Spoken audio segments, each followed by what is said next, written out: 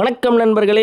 2 நாள் பெட்டிங் ஆச்சு, பிரச்சனை இல்லை. ஓகே, இந்த வாட்டி மிஸ் ஆகாது அப்படின்னு இல்லை. 4-25 இசாலா கப்பு 2 நம்மது அடிச்சவங்களுக்கு நல்ல ஒரு வாழ்த்துக்கள். கேட்ச பிடிச்சிருந்தா மேட்சே மாதிரி இருக்கும். காலையில் எல்லாரும் வண்டி எடுத்து எங்கே போகிறது தெரியுமா? நான் கொஞ்ச நாளாக இப்போ எடலா குட்டியில் கிடக்கனால இங்கே ஒரு பெத்தா டிக்கெட் இருக்கு. எங்கள் அண்ணன் காமிச்சிருந்தான். கடையில் ஸ்பெஷல் என்னன்னா சாயால் அந்த என்னத்தையும் சொல்லுவாங்களே டிகாஷன் இல்லை சாரி தேயிலை வேற இஞ்சி அது இது எல்லாம் கரெக்டாக ப்ராப்பராக இருக்கும். லாஸ்ட்டாக பெப்பர் தூக்கி விடுவாங்க. Sorry boost. என்ன மக்கா என்ன பண்ணிட்டு இருக்கா?